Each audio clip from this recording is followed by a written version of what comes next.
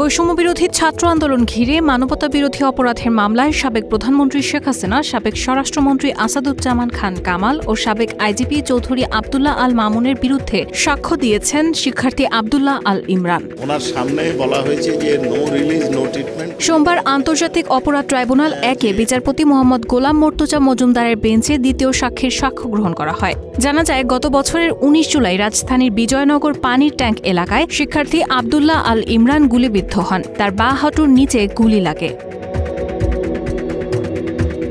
প্রসিকিউশনের পক্ষে chief prosecutor Mohammad Tajul Islam সহ অন্যরা উপস্থিত ছিলেন। পলাতক আসামি শেখ হাসিনা ও আসাদুজ্জামান খানের পক্ষে রাষ্ট্রনিযুক্ত আইনজীবী আমির হোসেন সাফাই দেন। ট্রাইব্যুনালে উপস্থিত ছিলেন আইজিপি মামুন, যার পক্ষে ছিলেন অ্যাডভোকেট জায়েদ বিন আমজাদ।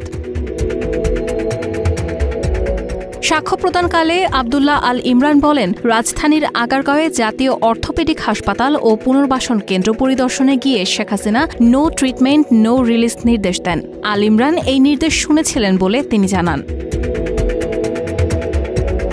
তবে নো ট্রিটমেন্ট নো রিলিজ মানে কি তখন বুঝতে পারেননি বলেও জবানবন্দিতে উল্লেখ করেন আব্দুল্লাহ আল ইমরান। এছাড়া সেখানে চিকিৎসা না দেওয়ায় তার পা কেটে তাকে কারাগারে নিতে চেয়েছিল। এই ঘটনার জন্য শেখ হাসিনা, সাবেক স্বরাষ্ট্রমন্ত্রী আসাদুজ্জামান খান কামাল ও পুলিশের সাবেক মহাপরিদর্শক চৌধুরী আব্দুল্লাহ আল মামুনকে দায়ী করেন আব্দুল্লাহ আল ইমরান। এর আগে গত 10 জুলাই আন্তর্জাতিক অপরাধ ট্রাইব্যুনাল 1 মানবতাবিরোধী অপরাধের মামলায় শেখ হাসিনা সহ 3 জনের বিরুদ্ধে আনুষ্ঠানিক অভিযোগ গঠন করে বিচার শুরুর নির্দেশ দেয়। একই সঙ্গে প্রসিকিউশনের সূচনা বক্তব্য ও সাক্ষ্য গ্রহণের জন্য 3 আগস্ট দিন ধার্য করা হয়।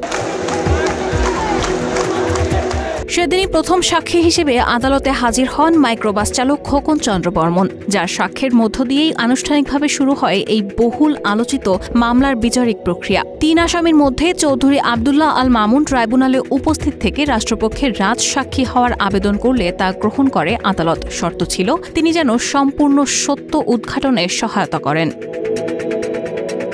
রায়হানা মুন, প্রবাস খবর।